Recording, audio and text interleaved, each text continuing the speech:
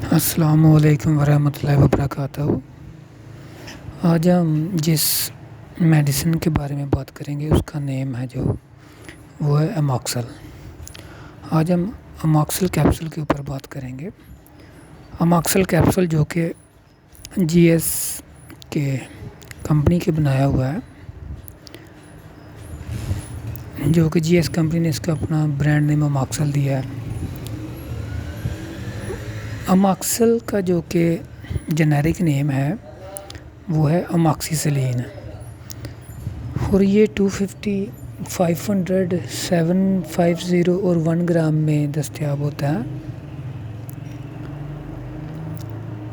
Generic name के बाद बड़ी आती है थेराप्यूटिक ग्रुप।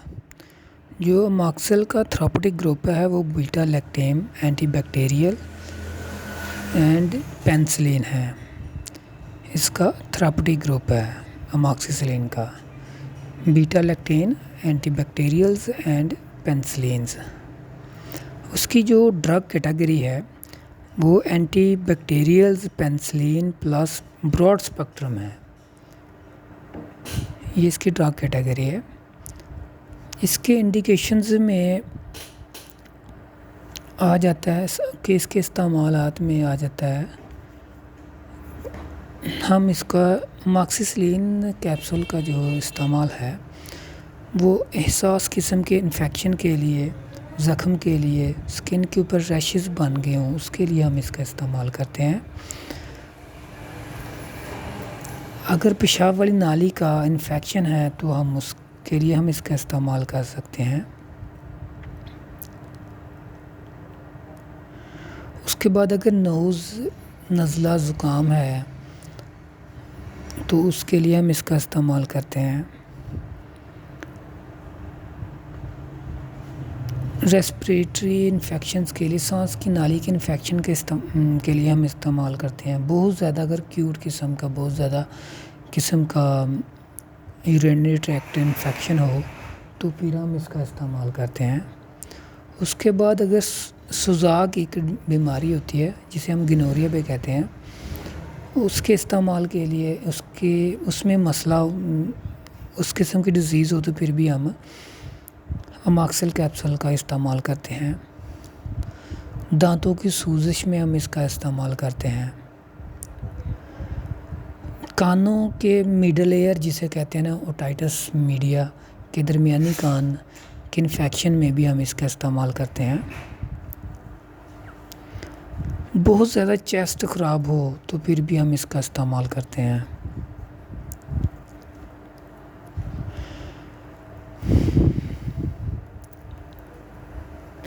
उसके बाद टाइफाइड फीवर हो ना तो इसमें भी हम इसका इस्तेमाल कर सकते हैं। तो ये इसके इस्तेमालात हो गए। तो अगर हम इसके बाद बारी आती है कि प्रेगनेंसी में, क्या प्रेगनेंसी में हम इसका इस्तेमाल कर सकते हैं? प्रेगनेंसी के बारे में प्रेगनेंसी में हम इसका इस्तेमाल कर सकते हैं। इतना कोई बड़ा साइड इफ़ेक्ट्स नहीं होता है इसमें। उसके बाद बारी आती है कॉन्ट्रा इंडिकेशन के, किस किस्म की बीमारी हो तो हम इसका इस्तेमाल नहीं कर सकते। अगर ग्लैंड का फीवर हो, लिम्फोबिया ग्लैंड फीवर जिसे कहते हैं ना, अगर उसका फीवर बुखार हो तो फिर हम इसका इस्तेमाल नहीं कर सकते।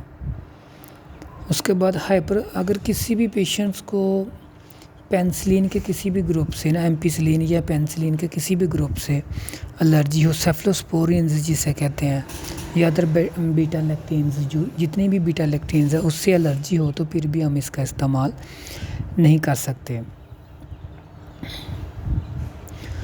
इसके बाद कॉन्ट्रा इंडिकेशन के बाद बारी आती है साइड इफ़ेक्ट्स की।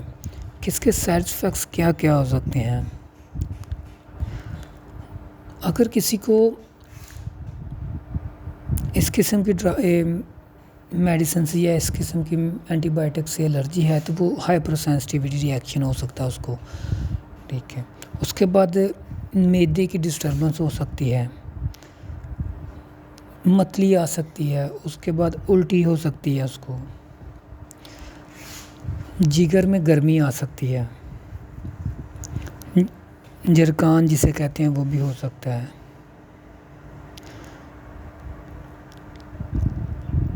उसके बाद CNS जो हमारा सेंट्रल नर्वस सिस्टम है वो थोड़ा सा डिस्टर्बेंस हो सकता है।